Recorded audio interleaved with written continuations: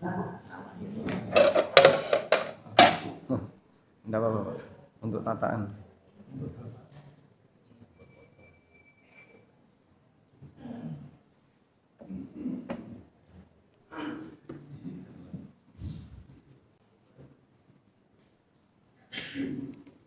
Bismillah. Assalamualaikum warahmatullahi wabarakatuh. Alhamdulillahi rabbil alamin. Wassalatu wassalamu ala ashrafil mursalin nabiyyina wa maulana Muhammadin wa ala alihi wa sahbihi ajma'in. Wa ashhadu an la ilaha illallah wahdahu la syarika lah. Wa ashhadu anna Muhammadan abduhu wa rasuluh sallallahu alaihi wa ala alihi wa sahbihi wa man tabi'al huda ila yaumiddin. Alhamdulillah, puji syukur kita haturkan kehadirat Allah. Pagi ini kembali kita kumpul bareng dalam rangka untuk belajar di waktu subuh. Semoga Allah Subhanahu wa taala jadikan forum ini sebagai forum yang barakah. Rasulullah sallallahu alaihi wasallam mengatakan, Allahumma barik li ummati fi bukuriha. Ya Allah, berkailah umatku di waktu paginya. Sehingga mereka yang belajar beraktivitas apapun di waktu pagi secara umum lebih barakah dibandingkan waktu yang lain atas doa Nabi sallallahu alaihi wasallam. Maka kalau ada orang yang bertanya, gimana caranya bentuk ngalap berkah, mencari berkah yang syar'i? Salah satunya adalah kamu melakukan aktivitas di waktu pagi. Dagang di waktu pagi, kerja di waktu pagi, termasuk belajar di waktu pagi, insya Allah hasilnya lebih maksimal dibandingkan dengan waktu yang lain. Dan alhamdulillah tadi kita sudah menyaksikan pembagian hadiah untuk para peserta. Mungkin diharapkan di sesi berikutnya hadiahnya Haji Furote. Wah, itu saya yakin semuanya akan angkat tangannya.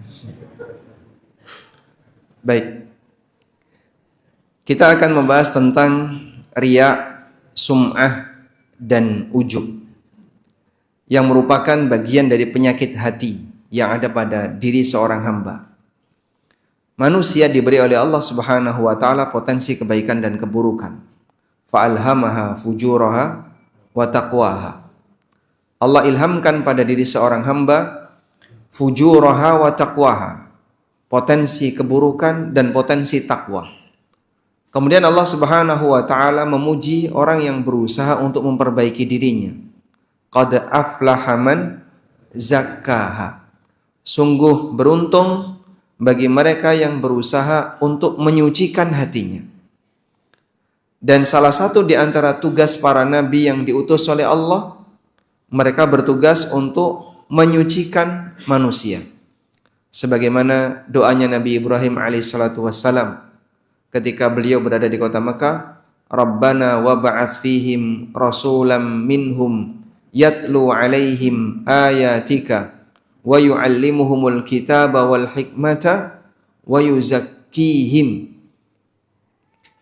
Ya Allah, utuslah di tengah mereka seorang rasul dari kalangan mereka yang nanti tugasnya adalah wa yu'allimuhumul kitaba wal hikmata wa yuzakkihim, mengajarkan Alkitab, Al-Hikmah, wa yuzakkihim, dan menyucikan mereka. Karena seorang hamba ini ketika dia berinteraksi dengan dunia, di sana pasti akan ada dosa dan kesalahan. Dan dosa itu akan menjadi noda bagi hatinya. Dan bentuk menyucikan hati yang tertinggi adalah menyucikan dari semua bentuk penyimpangan akidah. Menyucikan hati dari kesyirikan. Menyucikan hati dari penyimpangan-penyimpangan keyakinan. Dari aneka mitos yang tersebar di masyarakat. Karena ini akan menjadi kotoran bagi batin. Terkadang ada orang yang dia punya keyakinan tertentu, tapi sumbernya nggak jelas. Sehingga saat dia ditanya, kok kamu punya keyakinan seperti ini, kata siapa? Dalilnya mana? Jarine wong tua apa yang mana? Kata orang tua seperti itu. Di Jawa seperti ini mungkin cukup banyak.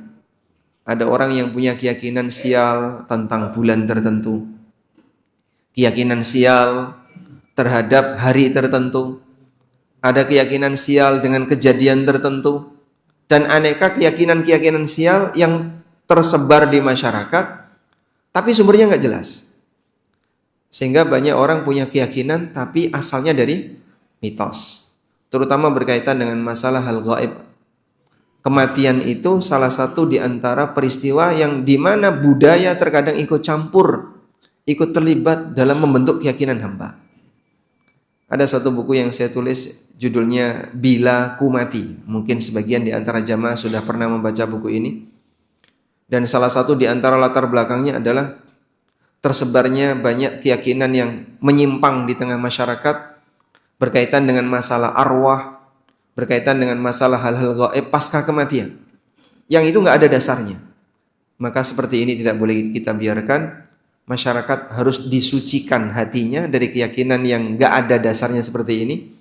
Karena kalau seperti ini sampai dibawa mati, berarti dia membawa kotoran batin yang parah.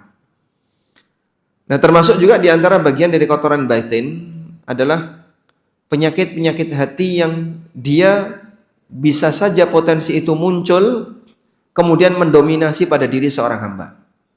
Sehingga dia butuh untuk belajar dalam rangka mengobatinya. Seperti penyakit riya, penyakit sum'ah, penyakit ujub, dan perasaan di mana dia ingin mendapatkan pujian dari orang lain. Baik. Kita akan baca terlebih dahulu tentang beberapa hadis Nabi SAW yang menjelaskan tentang bahaya penyakit riya. Dari Abu Sa'id Al-Khudri radhiyallahu anhu, Rasulullah SAW satu ketika pernah keluar menemui kami. Wa nahnu natadzakarul Masih ad-Dajjal. Dan kami sedang membahas tentang Al-Masih ad-Dajjal. Faqala, lalu beliau mengatakan, ala ukhbirukum bima huwa akhwafu alaikum indi minal masihid dajjal. Maukah aku tunjukkan kepada kalian sebuah fitnah yang lebih aku takutkan dibandingkan dengan fitnah al-masih ad-dajjal? Para sahabat menjawab, bala ya Rasulullah, tentu ya Rasulullah. Faqala, lalu beliau mengatakan, asyirkul khafi ayyakuma ar-rajulu yusalli fayuzayyinu salatahu lima yara man min nadhari rajulin. Yang aku lebih takutkan dibandingkan dengan fitnah dajjal adalah syirik khafi, syirik yang samar. Di antara bentuknya ada seseorang yang melakukan salat, lalu dia berusaha untuk memperbaiki salatnya karena dia melihat ada orang lain yang sedang memperhatikannya. Hadis ini sahih riwayat Ibnu Majah. Nabi SAW dalam hadis ini menyebutkan salat bukan berarti pembatasan. Namun itu salah satu di antara contoh. Terkadang syirik khafi berupa riya. Seseorang punya semangat ingin menampakkan status dirinya, eksistensinya. Ini aku sedang ibadah, ingin mendapatkan pujian dari orang lain. Yuzayyinu ibadatahu, dia berusaha untuk memperindah ibadahnya karena melihat ada orang lain yang sedang memperhatikannya, sehingga dia sedang cari perhatian kepada makhluk. Asy-Syaukani rahimahullah pernah mengatakan, fa idza kana mujarradur riya huwa fi'lut ta'ati lillah ma'a mahabbati ayyattali 'alaiha ghairuhu aw yusni 'alaihi biha aw yastahsinuha syirkan fa kaifa bima huwa mahdu syirki. Kata beliau, jika amal saleh yang dicampuri dengan riya, amal saleh dicampuri dengan riya, dia berharap mendapatkan pujian dari orang lain, atau dia berharap mendapatkan prestasi, pengakuan prestasi dari orang lain, itu disebut oleh Nabi SAW sebagai perbuatan syirik. Bagaimana dengan perbuatan yang 100% tidak ada unsur amal solehnya, tapi isinya semuanya kesyirikan? Tentu dosanya dan bahayanya akan lebih besar. Sehingga amal soleh yang tercampur dengan kotoran riya tidak diakui oleh Allah Subhanahu wa ta'ala, Bagaimana dengan perbuatan kesyirikan yang sama sekali tidak ada unsur amal solehnya. Selanjutnya disebutkan dalam hadis yang lain dari Mahmud bin Labid radhiyallahu anhu bahwa Rasulullah sallallahu alaihi wasallam pernah mengatakan, "Inna akhwafa ma akhafu alaikum asyirkul asghar." Sesuatu yang lebih aku takutkan menimpa kalian.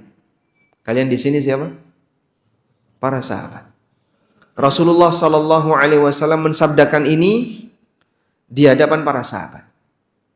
Karena ada kasus yang dialami oleh manusia yang hidup sezaman dengan mereka, riyaknya sangat parah sampai menyebabkan mereka jadi munafik. Itulah orang-orang munafik yang berada di sekitar Nabi sallallahu alaihi wasallam. Riyaknya riyak tingkat paling tinggi. Riyak munafik. Sehingga para sahabat diperingatkan oleh Nabi sallallahu alaihi wasallam, "Inna akhwafa ma akhafu alaikum asyirkul asghar." Sesuatu yang paling aku takutkan menimpa kalian adalah syirik kecil. Qalu, para sahabat bertanya, "Wa masyirkul asghar ya Rasulullah?" Apa yang dimaksud dengan syirik kecil itu ya Rasulullah? Kemudian beliau mengatakan, "Ar-riya." Itu adalah riya. Yaqulullahu azza wa jalla yaumal qiyamah. Allah Ta'ala berfirman kelak di hari kiamat, "Idza tuziyan nasu bi'amalihim." Pada saat manusia diberi balasan atas amal yang mereka kerjakan. "Idhabu ilal ladzina kuntum tura'una fid dunya." Silahkan kalian menuju orang yang dulu kalian harapkan pujiannya saat kalian riak di dunia. "Fanduru hal tajiduna indahum jazaa'a." Cari balasan dari mereka. Kau dapat balasan atau tidak? Sehingga mereka yang riak kepada si A, yang riak kepada si B, yang riak itu adalah orang yang lemah seperti kita. Manusia yang tidak punya kuasa sebagaimana kita. Tidak punya kekuatan apapun sebagaimana kita. Kelak di yaumil qiyamah Allah Subhanahu wa taala perintahkan orang yang riak ini, silahkan kau berangkat menuju sosok yang dulu kalian harapkan untuk bisa memberikan pujian dengan riak kamu. Cari balasan dari mereka.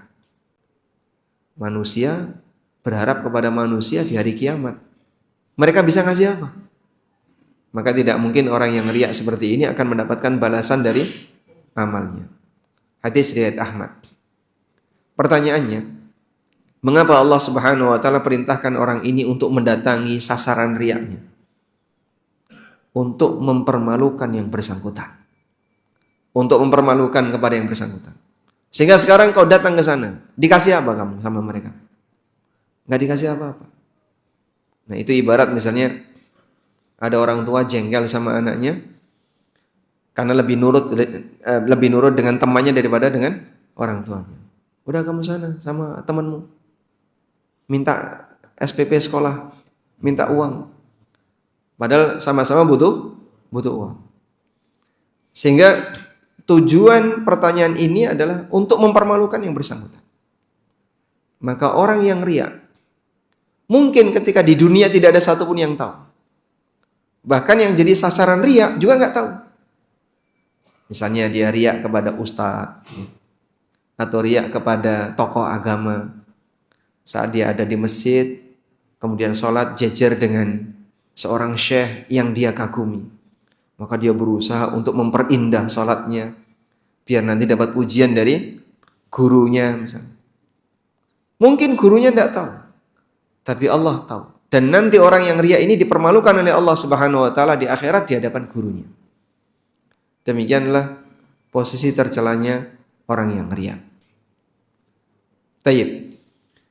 Dan riya semacam ini termasuk di antara penyakit batin yang kadang tiba-tiba muncul, lalu tiba-tiba hilang, kadang semakin besar, kadang bisa kita tekan, dan nanti kita akan melihat macam-macam riya dan tingkatan riya yang dilakukan oleh manusia. Selanjutnya, di sana ada penyakit sum'ah. Sum'ah sebagaimana namanya dari kata sami'a yasma'u yang artinya mendengar. Sum'ah berarti memperdengarkan. Sulaiman bin Abdullah bin Muhammad bin Sulaiman At-Tamimi pernah mengatakan, wal farqu bainar riya wa bainas sum'ah. Perbedaan antara riya dan sum'ah. Anna riya'a huwal amalu li ru'yatin nas. Kalau riya itu pamer biar dilihat orang. Wa sum'ah al-amalu li ajli sam'ihim. Orang yang pamer amal untuk didengar sama orang. Farriya'u yata'allaku bihasatil basar. Sehingga riya ini berkaitan dengan indera penglihatan. Wa sum'atu bihasatis sam'i. Sementara sum'ah berkaitan dengan indera pendengaran. Wa yadkhulu fihi ayyukhfa amaluhu lillah thumma yuhadditsu bihin nas. Termasuk diantaranya adalah orang yang melakukan amalan sendirian, tidak ada satupun orang yang tahu, setelah itu dia ceritakan kepada orang lain. Berarti prinsipnya sum'ah dan riya sama-sama ingin mendapatkan pujian dari orang lain. Sama-sama ingin mendapatkan pujian dari orang lain. Namun bedanya kalau riya bentuknya pamer dengan cara ditampakkan, sum'ah bentuknya pamer dengan cara diceritakan atau dikeraskan suaranya. Kita tidak perlu menyebutkan contoh kasus, namun sekarang kita akan lihat bentuk riya yang membuat seseorang itu sampai rela untuk mati demi riya. Yang pernah diceritakan Nabi SAW.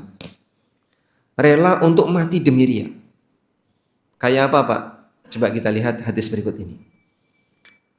Hadis riwayat Muslim.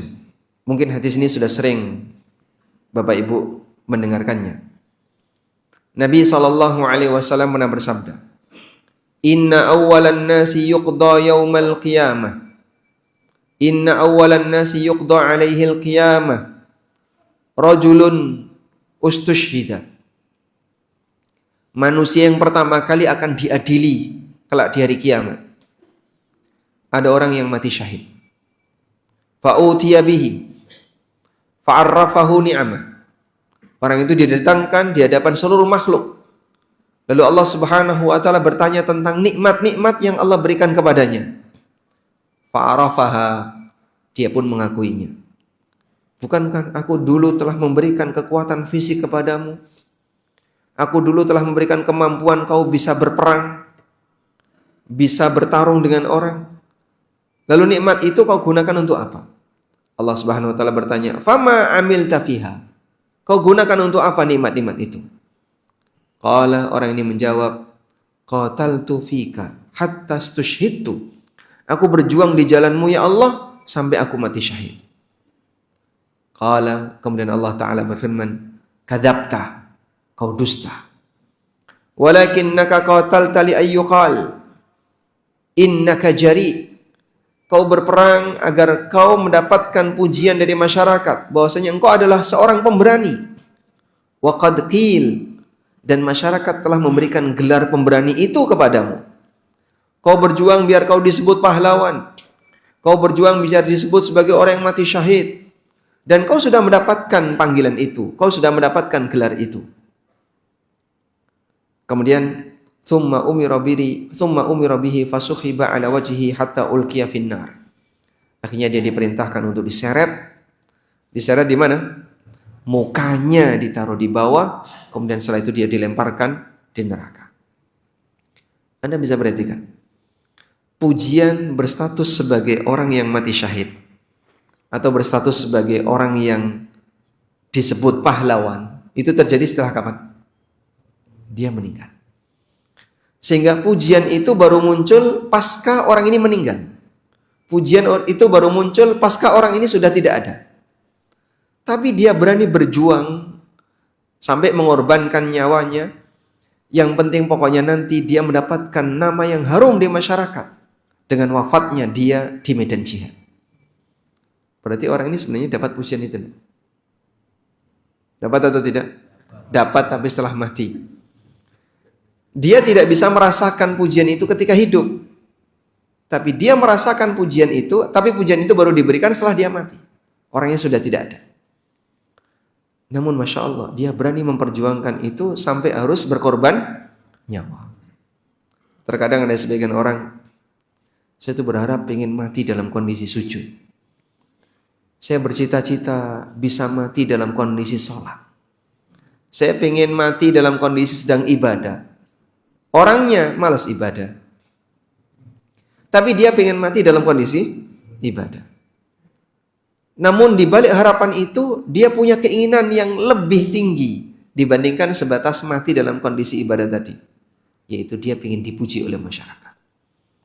Nanti akan terkenal di masyarakat. Si A mati dalam kondisi sujud, si A mati dalam kondisi sholat, si A mati dalam kondisi A, dalam kondisi B.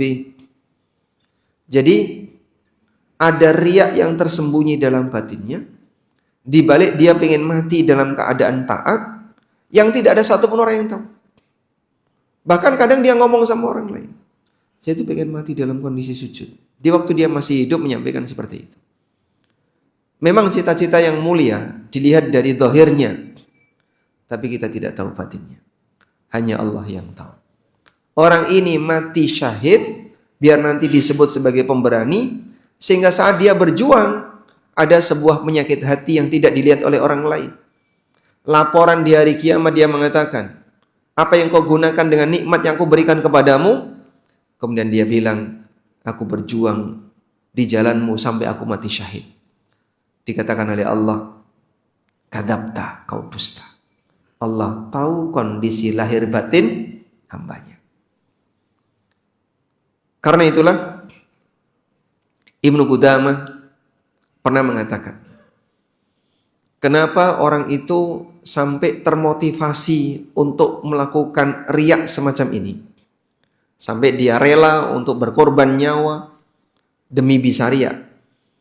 Ibnu Qudamah mengatakan, i'lam anna aslar riak. Sadarilah bahwasanya sumber riya itu ada 3. Yang pertama adalah hubbul jah wal manzilah. Wa idza fussila raja'a ila 3 usul, di mana mereka yang hubbul jah wal manzilah ini mengalami riya karena dia mencintai ladzatul hamdi, senang dipuji. Dipuji itu nikmat enggak, Pak? Nikmat enggak? Sangat nikmat. Misalnya, ya. Anda memuji si A. Tolong kenalan dulu, Pak, sama sampingnya. Salaman kenalan sama sampingnya, Pak. Coba salaman, Pak, sama sampingnya. Sudah? Kenalan, sebut namanya, puji dia. Kira-kira merasakan nikmat enggak? Anda merasakan nikmat. Sampai terkadang orang memperjuangkan sesuatu, dia keluar biaya banyak, dia mengeluarkan tenaga yang banyak demi mengejar pujian. Ini berkaitan dengan harga diri dia, kehormatan dia. Ladzatul hamdi, dia senang merasakan indahnya pujian. Padahal yang namanya pujian itu sepeser pun tidak menambah rizki, tidak menambah amal. Bapak punya teman namanya Pak Budi. Pak Budi pinter. Rizkinya tambah enggak? Apakah rizkinya Pak Budi tambah? Nah, Pak Budi hebat. Istrinya tambah enggak? Tetap sama kan? Artinya pujian tidak ada manfaatnya dari sisi menambah kebaikan ada pada hamba. Makanya dalam masalah pujian kita dibatasi. Berbeda dengan doa, sehingga antar sama muslim diajarkan saling mendoakan, bukan saling memuji. Termasuk kepada sang Nabi SAW sebagai manusia terbaik. Cukuplah pujian yang diberikan oleh Allah kepada beliau, itu sudah menunjukkan kemuliaan yang tinggi bagi beliau. Sehingga makhluk tidak perlu memberikan pujian kepada beliau melebihi pujian yang Allah berikan kepada beliau. Sebutkan ayat dalam Al-Quran yang isinya memuji Nabi SAW. Inna allaha wa malaikatahu yusalluna ala nabi. Ya ayyuhalladzina amanu sallu alaihi wa sallimu taslima. Ayat yang lain. Sebutkan pujian yang Allah berikan kepada Nabi SAW. Wa innaka la'ala khuluqin azim. Dapat hadiah ya. Sudah punya buku ini? Belum. wa innaka la'ala khuluqin azim. Sesungguhnya engkau Muhammad memiliki akhlak yang agung. Allah Subhanahu wa taala memuji akhlaknya Nabi Muhammad sallallahu alaihi wasallam dengan sebutan azim. Sebagaimana Allah memuji arsyun azim, dzul arsyil azim. Pujian Nabi sallallahu alaihi wasallam Allah jadikan beliau sebagai sumpah. La'amruka innahum lafi sakratihim ya'mahun. Demi umurmu wahai Muhammad, sesungguhnya mereka umatnya Nabi Lot itu tenggelam dalam maksiat. Sehingga Allah banyak memuji nabinya sallallahu alaihi wasallam dalam Al-Qur'an, dan cukup kita gunakan pujian Allah untuk memuji beliau. Karena terkadang ada orang yang ingin memuji Nabi sallallahu alaihi wasallam berlebihan sampai melampaui batas. Ada yang menyebut beliau sebagai orang yang tahu Lauhul Mahfuz. Ada yang menyebut beliau sebagai orang yang sangat dermawan, dan kedermawannya itu sampai terciptanya langit dan bumi. Jadi langit dan bumi ini atau dunia dan akhirat ini tercipta dengan sebab kedermawanan Nabi sallallahu alaihi wasallam. Lalu Allah dikasih bagian berapa? Kalau adanya langit dan bumi yang demikian penuh kenikmatan, itu ternyata adalah tercipta dengan kedermawanan Nabi sallallahu alaihi wasallam. Lalu Allah dikasih jatah berapa? Ada sebuah qasidah ya, yang disebut dengan qasidah Burdah. Dalam qasidah itu ada pujian yang mengatakan, wa min ulumika ilmul lauhi wal qalam, wa min judika dunya wa darratuha. Bagian dari ilmumu wahai Nabi adalah pengetahuan tentang Lauhul Mahfuz dan apa yang ditulis oleh pena catatan takdir. Sehingga Nabi sallallahu alaihi wasallam diyakini tahu isi Lauhul Mahfuz. Tahu isi Lauhul Mahfuz kan berarti tahu semuanya. Wa min judika dunya wa darratuha, dan bagian dari kedermawananmu adalah terciptanya dunia dan akhirat. Darratuha, madunya dunia maksudnya adalah akhirat. Kalau Lauhul Mahfuz dan semua yang dicatat oleh pena catatan takdir semuanya diketahui oleh Nabi sallallahu alaihi wasallam, lalu jatah Allah berapa? Berarti semuanya apa yang ada pada ilmu Allah ada juga pada ilmu Rasulullah sallallahu alaihi wasallam. Dan ini pujian berlebihan. Padahal Nabi sallallahu alaihi wasallam diperintahkan oleh Allah, wala a'lamul ghaiba, dan aku tidak tahu hal yang gaib. Di ayat yang lain Allah mengatakan, walau kuntu a'lamul ghaiba lastakthartu minal khair. Kalau aku tahu hal yang gaib, aku akan memperbanyak kebaikan. Beliau tidak tahu kalau di posisi itu akan ada anak panah yang nyasar, sehingga mengenai helm yang beliau pakai ketika perang, sampai rantai yang beliau gunakan di helm tadi nancap di rahang. Itu bukti bahwasanya Nabi sallallahu alaihi wasallam tidak tahu hal yang gaib. Pernah suatu ketika Aisyah kehilangan kalung. Kemudian beliau nyari bersama para sahabat sampai lama sehingga masuk waktu sholat mereka nggak punya air sebab mereka berada di perjalanan ketika safar. Akhirnya saat datang waktu sholat mereka nggak bisa wudhu. Kemudian setelah putus asa dicari nggak ketemu, Nabi SAW melakukan perjalanan. Ternyata kalungnya tepat berada di bawah onta yang beliau tunggangi. Dan beliau tidak menggunakan pasukan, wahai jin carikan kalungnya Aisyah. Karena beliau bukan dukun.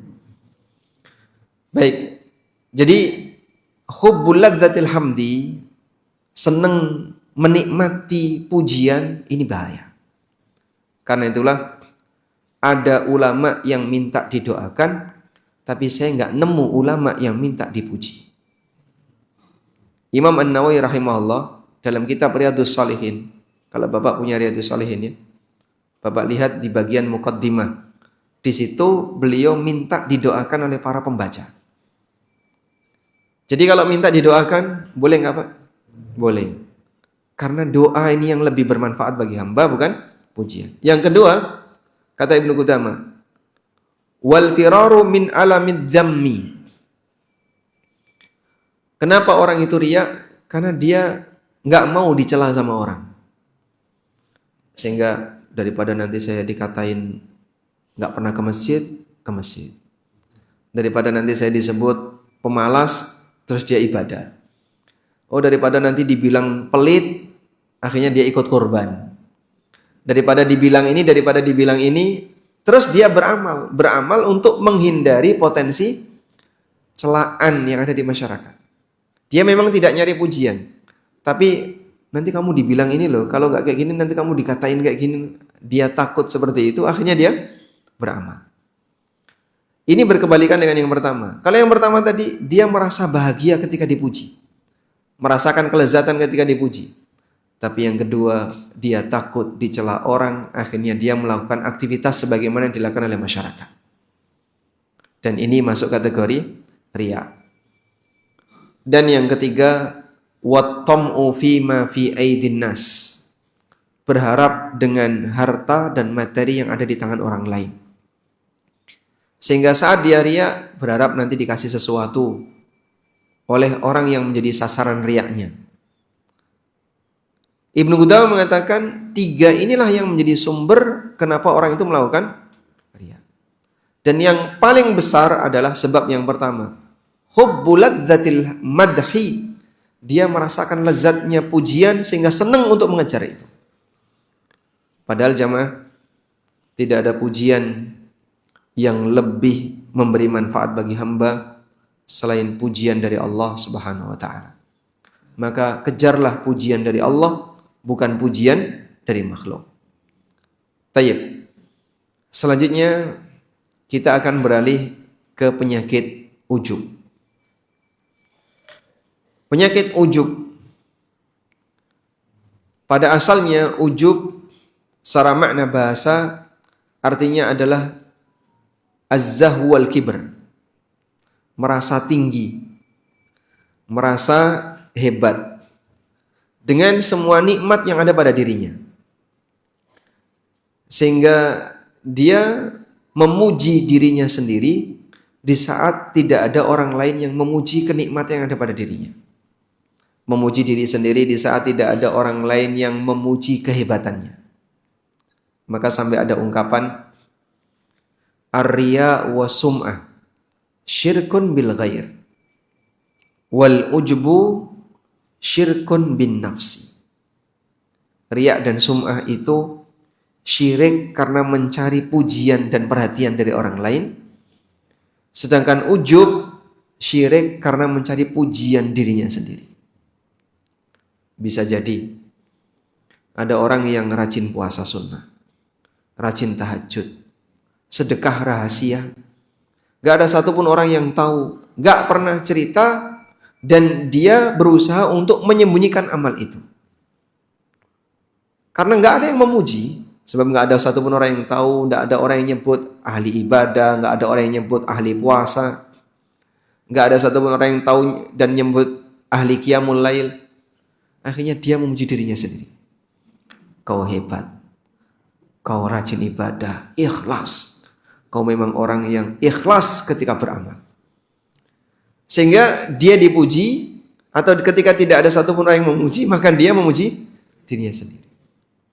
Jadi ladzatul madhi tadi, merasakan kelezatan pujian, itu terkadang sampai diupayakan dari dirinya. Ada satu peristiwa yang ini pernah dialami oleh Abdul Qadir Al-Jailani. Ini diceritakan oleh Syekh Masyhur Hasan Salman, bahwa Abdul Qadir Al-Jailani, apa mazhab beliau? Apa mazhabnya Syekh Abdul Qadir Al-Jailani? Syafi'i. Mazhab beliau Hambali. Beliau bermazhab Hambali. Ketika beliau sedang qiyamul lail, tiba-tiba di salah satu sudut ruangan keluar cahaya terang. Kemudian cahaya ini mengatakan, "Wahai Abdul Qadir, kali ini kau sudah mencapai tingkatan yang tertinggi dalam ibadahmu. Maka mulai malam ini kau sudah bebas, tidak lagi berkewajiban menjalankan syariat. Boleh untuk melakukan apapun dan boleh tidak sholat." Akhirnya cahaya tadi diludahi oleh Abdul Qadir. Contohnya gimana Pak? Masa dipraktekkan enggak mungkin ya? Lalu cahaya tadi hilang. Ikhsa ya mal'un, minggat dari sini wahai makhluk terlaknat. Cahaya tadi redup, kemudian hilang. Setelah itu keluar suara. Wahai Abdul Qadir, kau telah diselamatkan oleh ilmumu. Padahal aku telah menyesatkan puluhan ahli ibadah dengan cara seperti ini. Sebenarnya bagian yang kedua ini kan termasuk godaan ya. Godaan apa Pak? Dipuji sama setan biar dia ujub. Gak ada satupun orang yang tahu. Dan disebut oleh setan, kau diselamatkan dengan ilmumu. Mungkin dia akan ujub. Setan aja ngakui. Kalau aku orang yang berilmu, dia ngaku kalah sama aku. Setan saja mengaku kalah sama aku. Mungkin dia akan ujub seperti itu. Tapi subhanallah, Abdul Qadir sadar akan potensi ini. Langsung beliau mengatakan, la bal birahmatillah. Bukan dengan ilmuku, tapi dengan rahmat Allah. Nah, disinilah ada satu definisi yang disampaikan oleh Al-Jurjani tentang orang yang ujub itu. Kata beliau, tasawwuri istihqaqis syahsi rutbatan la yakunu mustahiqan laha. Seseorang merasa dirinya punya hak untuk mendapatkan derajat tertentu, padahal sejatinya dia belum punya hak untuk itu.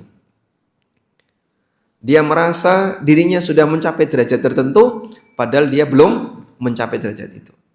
Sehingga merasa selamat karena ilmunya, karena kehebatannya, bukan karena ilmu dan kehebatan.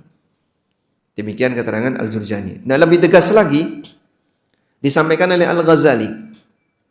Kata Al-Ghazali, al-ujbu isti'dhamun ni'mah warrukun ilaiha ma'a nisyanil mun'im.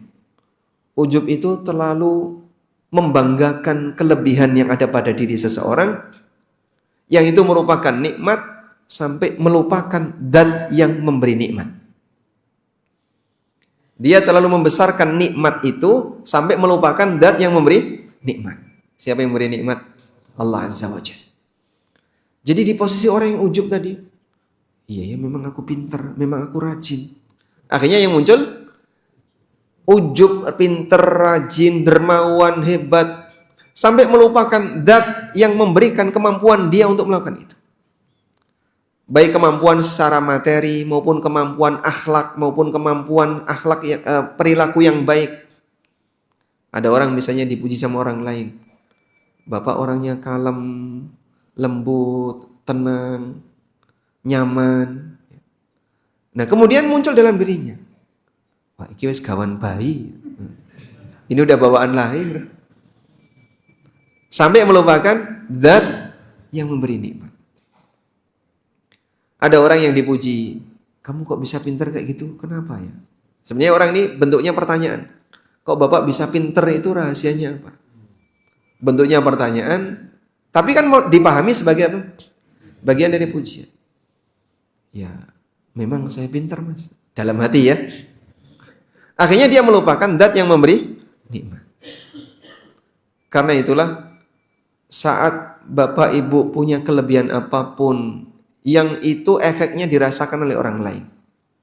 Kedermawanan kita, perilaku baik hati kita, aktivitas yang kita lakukan membuat orang lain nyaman dengan kita. Atau mungkin Anda termasuk orang yang pintar sehingga ketika ngasih masukan dan saran selalu diterima di rapat RT maupun rapat takmir. Sampai kadang dinantikan. Udah kita minta saran kepada si A. Biasanya si A ini bisa ngasih saran yang terbaik.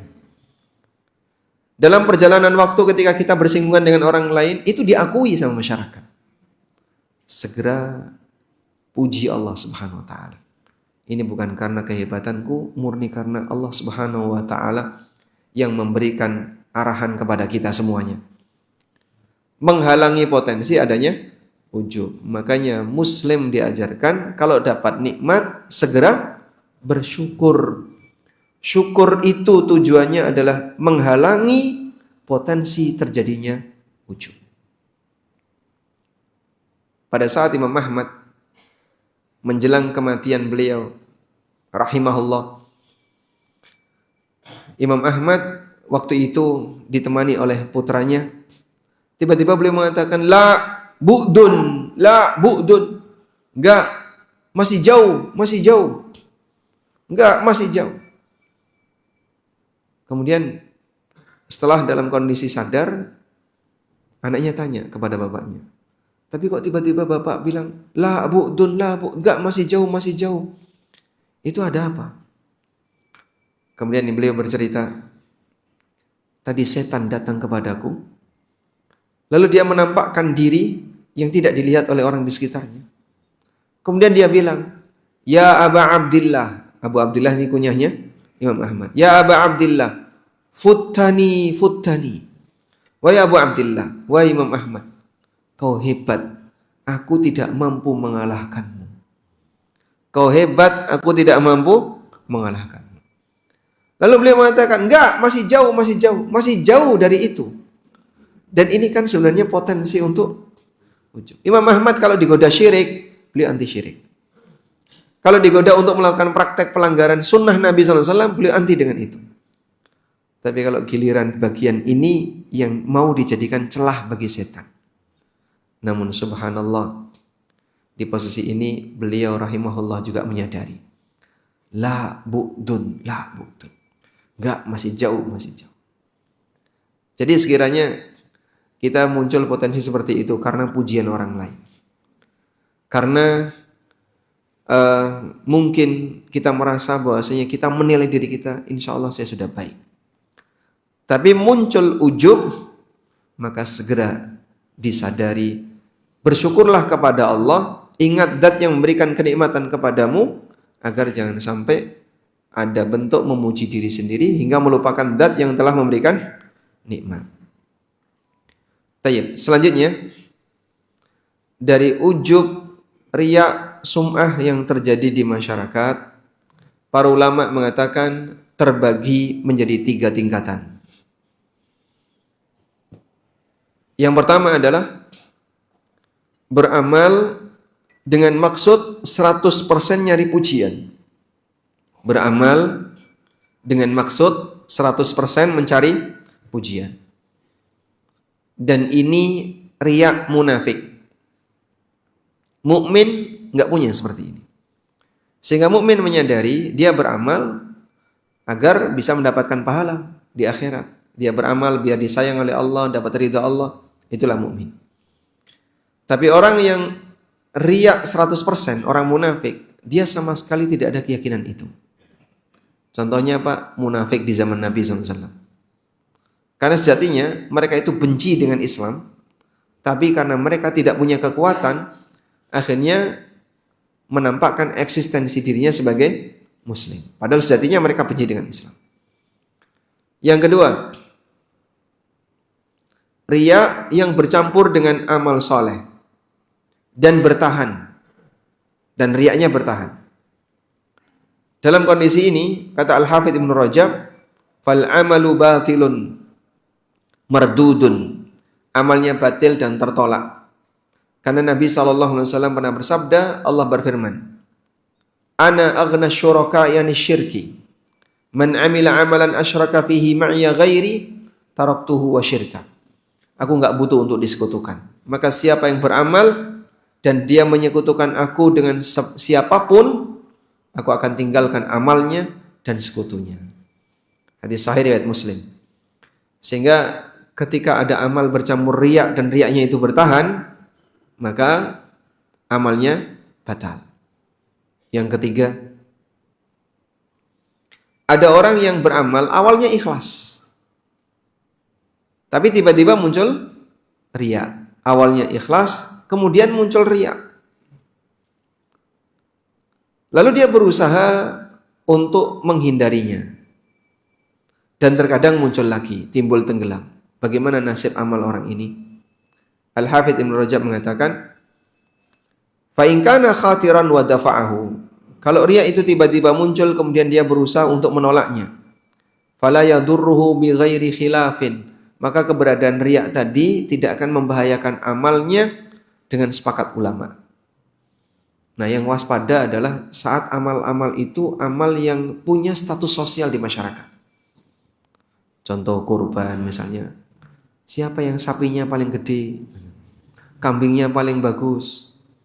Atau tawaf, sa'i, atau umrah secara umum, atau haji. Sensitif dapat pujian. Dan terkadang saat dia beramal atau pasca beramal tiba-tiba muncul riya. Awalnya dia nggak pengen itu, tapi tiba-tiba muncul. Saat tiba-tiba muncul, ketika dia berusaha untuk menolaknya, maka amalnya selamat. Wa inistarsala ma'ahu. Tapi kalau riyaknya keterusan, karena saking banyaknya yang memuji, terkadang orang itu pengen cerita pengalaman dia di tanah suci. Hanya untuk menunjukkan apa? Kalau dia sudah sampai sana. Apalagi di masa dulu, di zaman ketika masih jarang orang bisa sampai di tanah suci. Kalau sekarang walhamdulillah hampir rata-rata sudah pernah umroh. Kalau dulu kan masih jarang Pak ya. Sehingga kadang dia cerita pengalaman dia di tanah suci. Ya entah pengalaman pahit atau pengalaman apapun. Yang kalau di zaman kita ada, itu udah biasa. Nah ketika keterusan seperti itu, menurut Ibnu Jarir At-Tabari dan Imam Ahmad, anna amalahu la yabtul bidzalika. Amalnya tidak batal.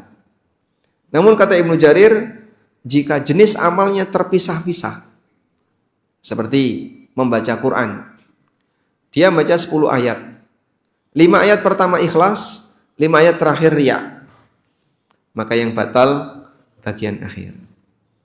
Tapi kalau sholat kan tidak mungkin ya, dia satu kesatuan sehingga tidak bisa terpisah-pisah.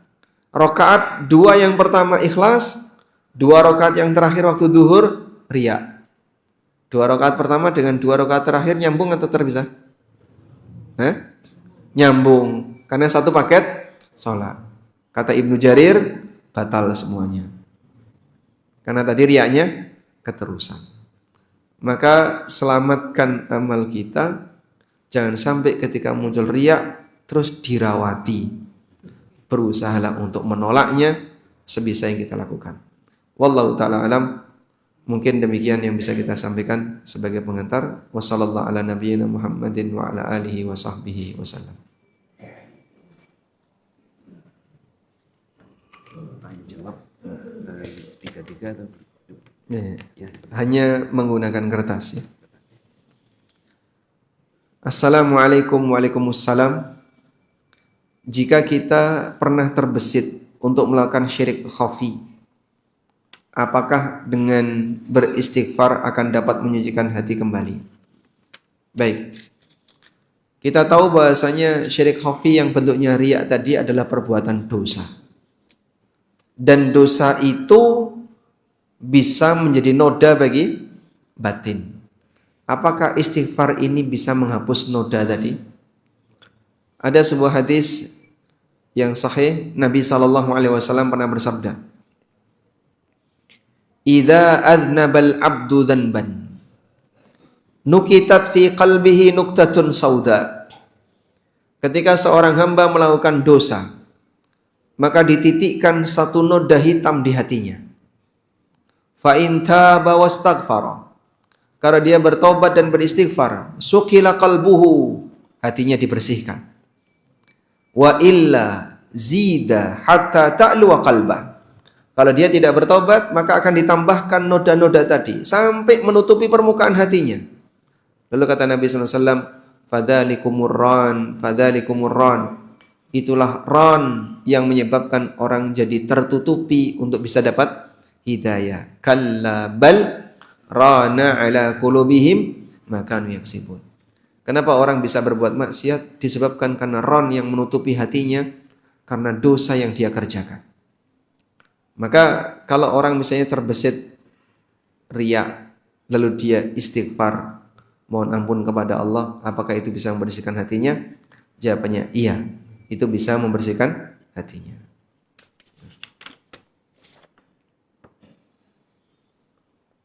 Assalamualaikum. Waalaikumsalam. Apakah suami berdosa jika enggan membiayai haji istri untuk berangkat haji?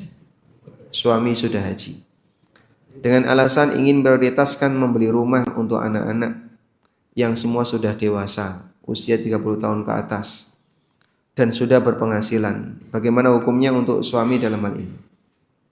Apakah sekedar wajib menghajikan istri ketika ada kemampuan ataukah tidak? Tarik nafas dulu ibu-ibu ya. Saya sampaikan, ulama sepakat bahwa suami tidak wajib menghajikan istrinya lepas nafasnya.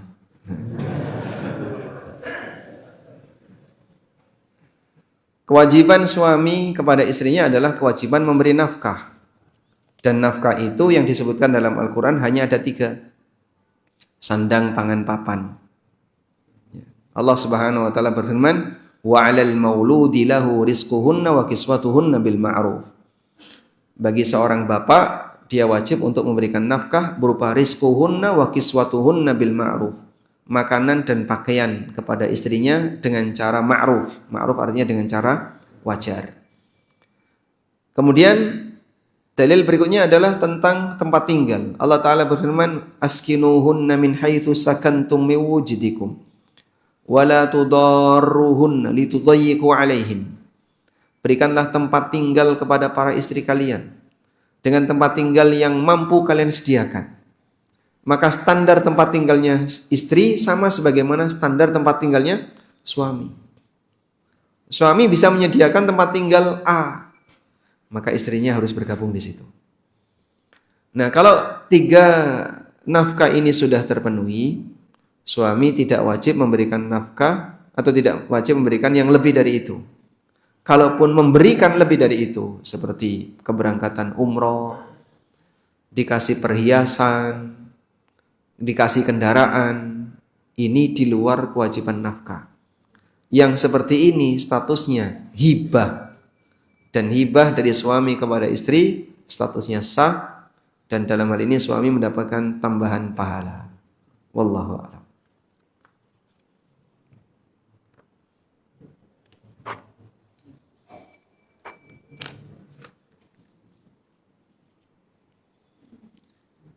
Memberi pelajaran atau nasihat kepada ART, asisten rumah tangga, terpaksa di tempat umum karena tidak mau diajak bicara baik-baik, yang suka ceritakan mantan majikan tujuannya untuk berubah. Apa hukumnya foto-foto kegiatan pengajian PKK senam tujuannya untuk menarik minat warga, termasuk ujub ataukah riya? Memberi nasihat kepada siapapun di tempat umum tentu ini akan mempermalukan yang bersangkutan. Karena itu jika masih bisa diselesaikan di tempat tersembunyi tanpa harus melibatkan orang lain yang tidak berkepentingan, insya Allah itu lebih baik. Termasuk kepada pembantu, ART atau siapapun, termasuk bawahan kita, terutama anggota keluarga. Sehingga kita upayakan ketika menasihati orang lain jangan di tempat umum. Sebagaimana kita tidak ingin diberlakukan yang sama.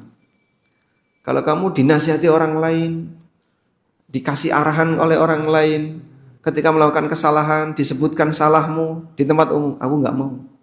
Maka jangan perlakukan orang lain seperti itu. Kecuali kalau misalnya kesalahannya dilihat banyak orang. Dia berbuat salah di depan orang, lalu kita nasihati di depan orang. Sehingga semuanya juga tahu kalau dia telah berbuat salah. Yang seperti ini jika tujuannya dalam rangka untuk memastikan adanya perhatian, misalnya anak berbuat salah di depan umum, bapaknya datang ngasih nasihat di situ. Agar masyarakat sadar, oh bapaknya ternyata juga perhatian. Bapaknya perhatian, sehingga juga ngasih nasihat. Insya Allah tidak masalah. Apa bedanya ujub dengan percaya diri? Bagaimana menyikapi dua hal ini? Percaya diri yang disyariatkan adalah tidak menggantungkan kepada orang lain. Sehingga kamu jangan menjadi orang yang benalu bagi yang lain. Itulah percaya diri yang ditekankan. Tapi kalau bentuknya kalimat afirmasi paham Pak ya? Dalam rangka untuk memotivasi diri. Aku hebat, aku bisa, aku kuat, aku punya kemampuan, dan seterusnya. Ini tidak sesuai dengan yang diajarkan Nabi SAW. Kalimat afirmasi yang diajarkan Nabi SAW itu pernyataan yang menunjukkan kita ini lemah di hadapan Allah. Anda bisa baca misalnya doa Sayyidul Istighfar.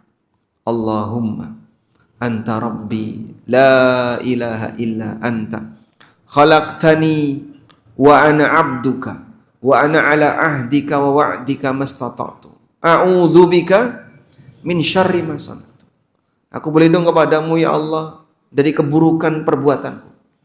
Wa a'udzu bika bidzambi. Atau sebelumnya abu'u laka bi ni'matika 'alai. Aku akui kenikmatanmu yang telah Engkau berikan kepadaku. Wa abu'u laka bidzambi, dan aku akui dosa-dosaku. Jadi di hadapan Allah kalimat afirmasi itu adalah menyatakan lemahnya kita di depan Allah. Demikian pula doa yang dibaca seseorang ketika mengalami stres. Orang yang mengalami tekanan batin diajarkan Nabi SAW untuk membaca kalimat apa? Allahumma inni abduka ibnu abdika ibnu amatika nasiyati biyadik madin fiyya hukmuk adlun fiyya qada'uk. Ya Allah, aku adalah hambamu, bapakku juga hambamu, ibuku juga hambamu, putra dari manusia yang merupakan hambamu, ubun-ubunku ada di tanganmu. Jadi kita membuat kalimat afirmasi untuk menampakkan kelemahan kita di hadapan Allah. Maka afirmasi kita adalah afirmasi tawakal. Lalu bagaimana bentuk percaya diri? Bentuk percaya diri adalah kamu jangan gantungkan dirimu kepada orang lain. Silakan kau kerja, beraktivitas agar tidak bergantung kepada orang lain. Karena meminta-minta itu tercela. Makanya Nabi SAW memuji harta yang didapatkan oleh seseorang dari hasil kerjanya. Sebab harta itu kan bertingkat, ya, derajatnya. Yang paling tinggi tingkatannya, kata Nabi SAW, ma akala ahadun ta'aman qattu khairan min ayyakula min amaliyati. Tidak ada makanan yang terbaik yang dikonsumsi oleh seseorang melebihi makanan yang dia dapatkan dari hasil kerjanya. Hasil kerja dia dapat sesuatu, disinilah nilai harta yang tertinggi.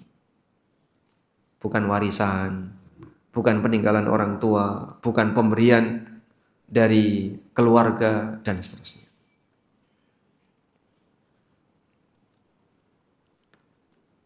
Kalau ujub itu sama sekali tidak diketahui oleh dirinya karena belum tahu. Kalau dia tidak tahu, mudah-mudahan dimaafkan oleh Allah.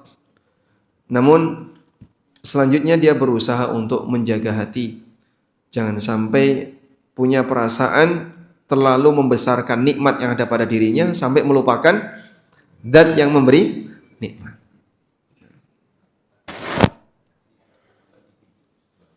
Ibu-ibu, 2 pertanyaan. Langsung. Mikrofon ada, coba diangkat.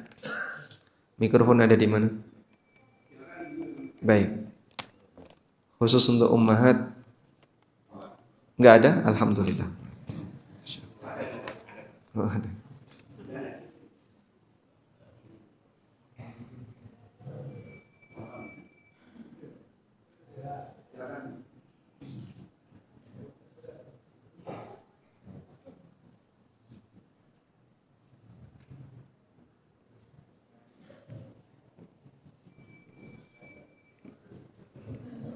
Baik, kita bacakan satu pertanyaan dulu ini ya. Sambil menunggu. Oh bisa? Nah, silakan. Assalamualaikum warahmatullahi wabarakatuh. Waalaikumsalam warahmatullahi wabarakatuh. Pertanyaan saya, mungkin juga udah sampai di depan barangkali ya Pak. Mungkin ada suatu keluarga yang berani tapi memilih orang sepakat untuk memilih orang yang benar-benar kepengen atau mau ya. Pendapatannya apa? Ada suatu keluarga mau umrahkan rumah dan memilih satu keluarga satu orang, tapi nyatanya misalnya suaminya memberikan satu keluarga itu 2 orang. Oh gitu. Terus keluarga itu berantem, apa hukumnya buat istrinya Pak Ustaz? Baik. Yang lebih berhak menentukan dalam hal ini adalah siapa yang memiliki dana tersebut. Sehingga kalau dana ini punya istri, ya istri yang lebih berhak untuk menentukan siapa yang dipilih untuk diumrohkan. Kalau dana ini milik suami, berarti suami yang lebih berhak untuk memilih siapa yang diumrohkan. Dan sebenarnya siapapun yang diumrohkan kan, yang mengumrohkan ini jangan sampai berantem. Karena mereka sebenarnya sedang bekerja sama untuk kebaikan. Mau yang dipilih si A, yang dipilih si B, intinya nanti akan jadi amal soleh. Sehingga misalnya keluarga X dipilih 2 orang. Nah istrinya nggak terima. Kemarin kan kesepakatnya cuma 1 orang. Kenapa ini 2 orang? Ya sudahlah. Kalau sekiranya dana itu adalah dana dari suami dan nafkah istri juga tidak berkurang di sana, mau diumrohkan 2 orang satu keluarga atau 1 orang, seharusnya dibuat nyaman saja. Yang penting pokoknya bisa beramal dengan cara memberangkatkan orang untuk ibadah. Kalau istri mendukung, nanti akan dapat pahala. Ada sebagian ibu-ibu yang kadang bingung begini ya. Kok enak Pak Ustadz ya jadi suami yang bisa kerja, dia punya penghasilan, sehingga dia bisa sedekah, ngasih sesuatu ke orang tuanya, berinfak ke masjid dan seterusnya. Tapi kita sebagai ibu rumah tangga nggak punya penghasilan, cuman dikasih oleh suami, dan itu pun nggak bisa dipakai untuk infak lebih, karena untuk kebutuhan bulanan misalnya, tabungan juga nggak banyak. Terus gimana Pak?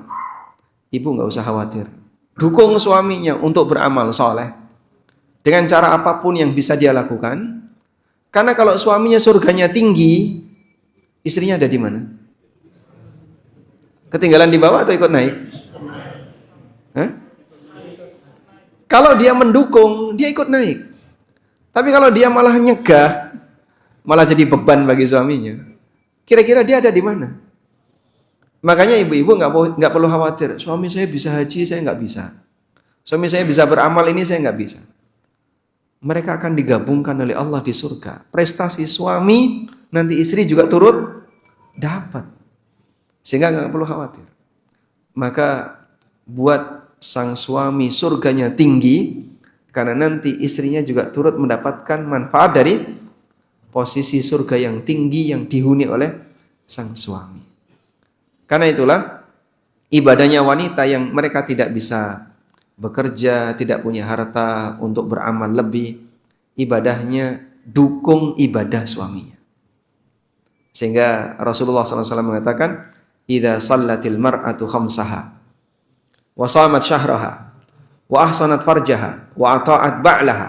Apabila seorang wanita itu menjaga salat 5 waktu, menjaga puasa Ramadan, menjaga kehormatannya, mentaati suami, kata Nabi SAW, qila laha, besok di akhirat ibu ini dipersilahkan oleh malaikat, udkhuli min ayyi babil jannati syi'ti, silahkan ibu mau masuk surga dari pintu mana boleh milih. Luar biasa. Tapi di situ harus memenuhi 4 kriteria tadi. Di antaranya adalah taat kepada suami. Menurut Anda, taat kepada suami itu beban berat atau sebuah anugerah? Berat Pak Ustaz. Berat.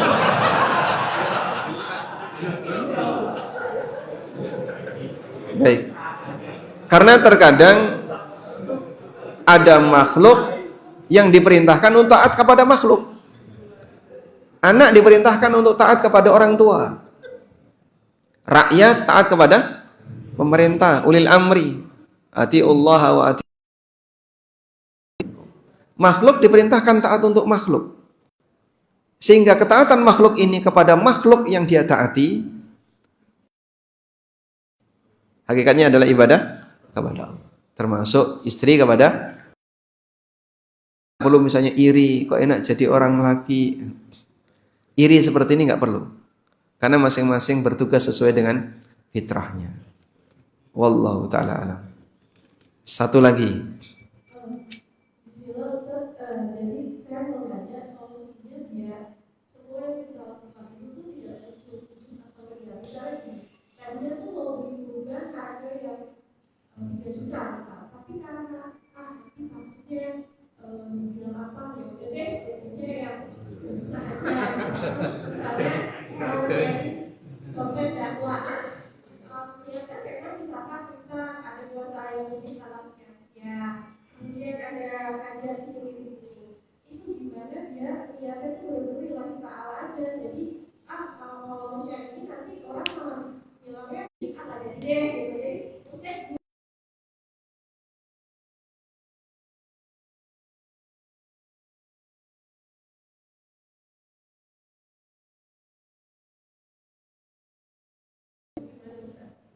Baik. Ada ternyata itu bagi para ulama juga penyakit riya. Biar kamu terjaga ikhlas. Karena terkadang ikhlas juga butuh ikhlas. Dia ingin menampakkan ikhlas. Sehingga dia berusaha untuk ikhlas dan menampakkan ikhlas. Ikhlasnya nyari pujian orang lain untuk disebut ikhlas. Dan ikhlas itu butuh ikhlas. Oleh karena itu, ya tidak perlu ikuti komentar seperti ini. Kalau mau berkorban dengan harga yang bagus, biar nanti lebih afdol nilainya, silahkan dilakukan sesuai dengan kemampuan. Dan rasa takut tadi buang dan hilangkan. Mudah-mudahan ini termasuk bagian dari menjaga ikhlas. Demikian. Wassallallahu ala nabiyyina Muhammadin wa ala alihi wasallam. Terakhir nih ya. Buku Bila Aku Mati. Ada yang belum dapat? Masya Allah, banyak yang belum punya ya. Ini untuk Ustaz Arif.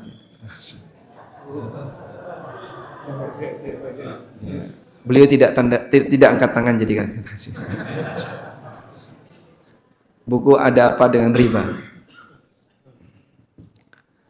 Tadi pesannya adalah dari tempat yang paling jauh. Dari mana Bapak? Oh nggak jadi, nggak jauh. Dari tempat yang paling jauh. Dari mana? Tasik. Dari Tasik. Tinggalnya di sini. Ada lagi. Lebih jauh Jogja, Pak. Ada lagi? Hah? Cakung. Hah? Mana? Lapor Purwokerto.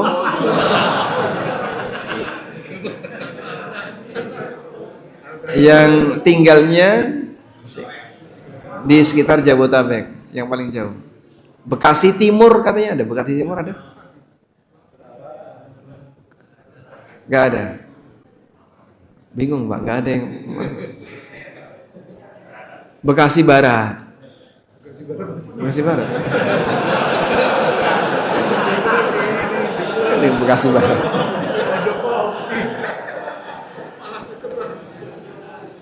Priok paling jauh ya. Nah, Priok paling jauh. Mau yang ini atau yang ini? Kanan atau kiri? Yang kiri, riba. Baik, Priok ya. Dapat satu. Baik. Satu lagi ya. Satu lagi yang anaknya paling banyak.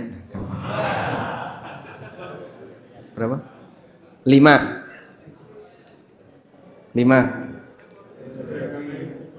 Oh, belakang ibu berapa ibu? 5. 5. Sama dengan yang depan. 5. 7. Berapa? Ibu? 8. Alhamdulillah. Itu generasi baby boomers. Baik, demikian wassallallahu ala nabiyyina Muhammadin wa ala alihi wa sahbihi wasallam. Wa akhiru da'wana alhamdulillahi rabbil alamin. Wassalamu alaikum warahmatullahi wabarakatuh.